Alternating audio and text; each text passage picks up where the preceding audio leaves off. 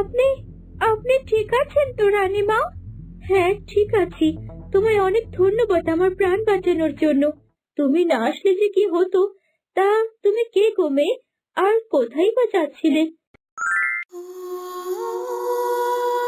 নীরু, সন্ধে হয়ে এলো।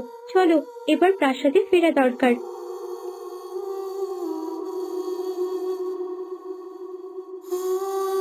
এই কি, নীরু কোথায় গেল? নীরু, নীরু!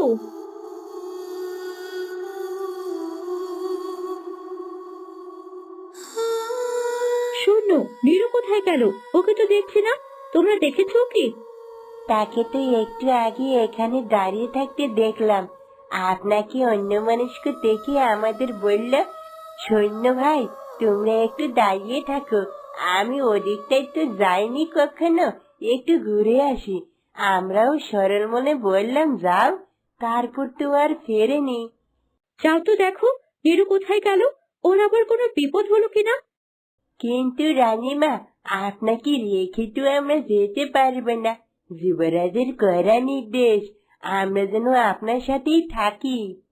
এখন আমি নির্দেশ করছি, নীরুকে খুঁজে আনো। আমি এক্ষুনি প্রাসাদে চলে যাচ্ছি, আমার কিচ্ছু হবে না। তোমরা ওকে খুঁজতে যাও। জো হুকুম রানীমা।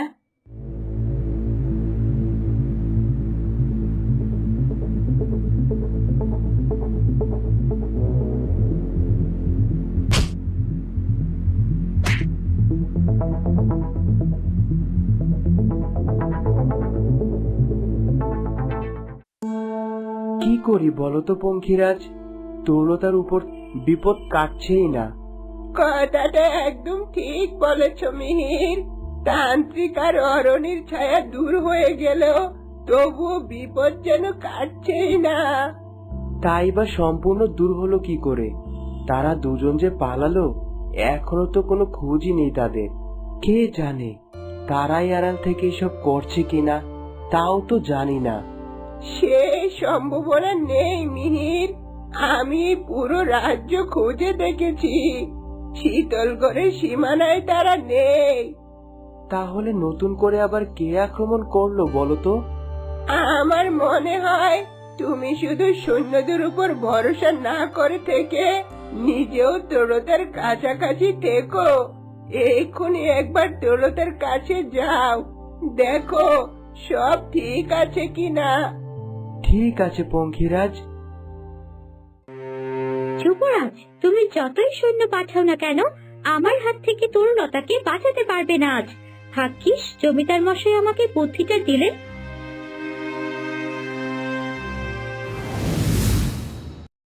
জমিদার মশাই, আপনি এখানে কেন এসেছেন? আর আমি তো শুধু আপনাকে লোক পাঠাতে বলেছিলাম তরুলতাকে মারার জন্য। আপনি ইশারা করে আমাকে এখানে কেন ডাকলেন? তা তুই ওখানে সৈন্যদের সামনে তরুলতাকে মারবি কি করে? কিন্তু এখানে এসেই বা কি লাভ হচ্ছে আমার? আর কেউ যদি আপনাকে আমার সাথে দেখে, তাহলে তো সব শেষ। এই বুদ্ধি নিয়ে শীতলগড়ের রানীকে মারতে এসেছিস তুই? আরে বোকা মেয়ে, রানীর অন্যমনস্কতা কেটে যাওয়ার পর তোকে না দেখলে দুশ্চিন্তা করবে, তখন সৈন্যদের খুঁজতে পাঠাবে তোকে।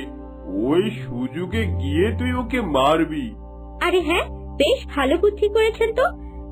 আমার তো মাথায় আসেনি এটা।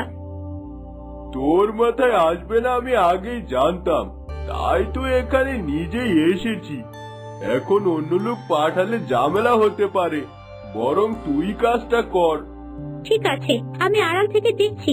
সৈন্যরা গেলেই আমি তরুলতাকে আক্রমণ করব। তরুলতা,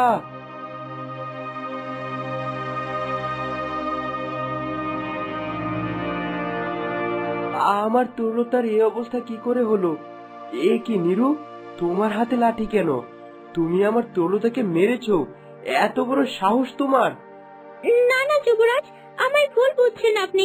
এক যুবক রানীমার উপর আক্রমণ করেছিল। ওনার মাথায় আঘাত করতেই আমি চলে আসি, আর হাতের কাছেই লাঠিটা ছিল। এটা দিয়ে ওই যুবককে মারতে চাই আমি।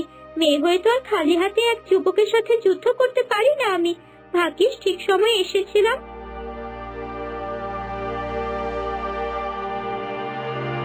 এ কি, রানীমার এই অবস্থা হইল কি করে? সে উত্তর তো তোমাদের দেবার কথা। আমি তো তোমাদের তরুলতার সুরক্ষার জন্য পাঠিয়েছিলাম। এই নিরু কোথায় জানি হাওয়া হয়ে গিয়েছিল যুবরাজ। আমরা যেতে চাইনি, তবুও রানীমা আমাদের জোর করে পাঠালেন ওকে খুঁজতে।